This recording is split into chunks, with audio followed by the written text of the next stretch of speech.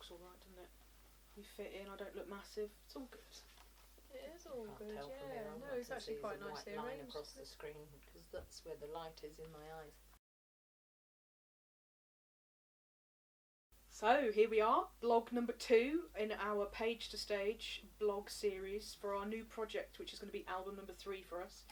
And we've wanted to talk to you a little bit more about the materials that we've been working with so far to start creating new songs and tunes, and the things that have come out of the research for us.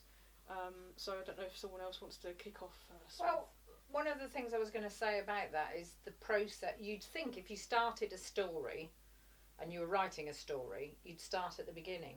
Well, actually, I heard an author on the radio yesterday say she always knows the ends of her books before she knows the beginning. And it's interesting with us that we're not starting in any particular point, but mostly we seem to have divided up the bits that have excited us or interested us initially, and then we've got on with that. And some of that's been about the resources that we've had access to via the Derby People's History Group and things like that. Yeah, they've been enormously helpful in allowing us, facilitating us seeing letters from prison and things like that, haven't they? Which, well, we found really moving for a lot of different pieces, actually.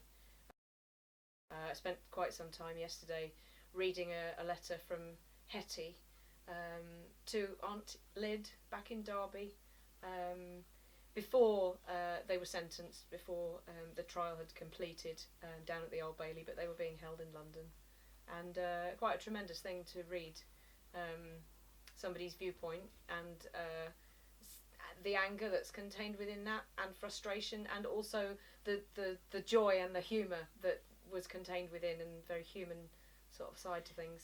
So maybe we should put that in context. Yeah.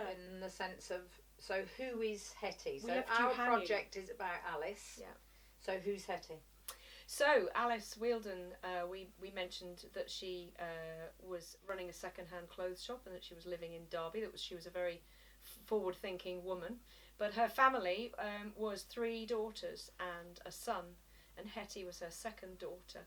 And from what I can glean from reading, she was a feisty woman with a great articulate ability. She was a teacher, very well read, very well kind of educated and broadly read, and a vehement kind of socialist, and very, very strong character.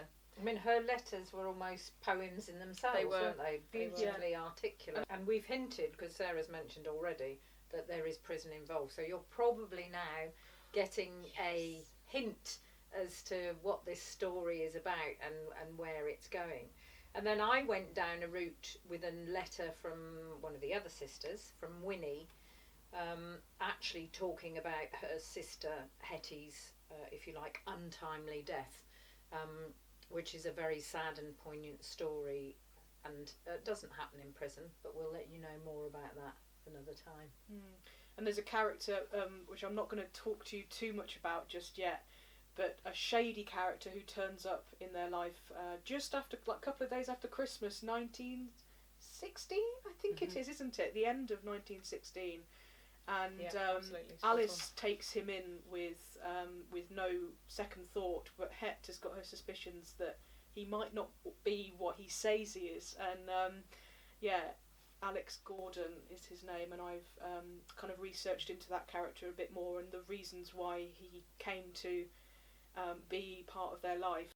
So there you are, a lot of intrigue. It's a rich and very real kind of tapestry of events. I think we're all emotionally quite attached to it as well. Jo has got this absolutely stunning song. She's put one of Winnie's letters to music, and the first couple of lines of the chorus, and I was in tears this morning reaching for the tissues, because whilst there are high points of this story, there are also tragic low points. It has a very serious content and a shocking one, I think, in many ways, that we could and did behave in such ways, shall we say.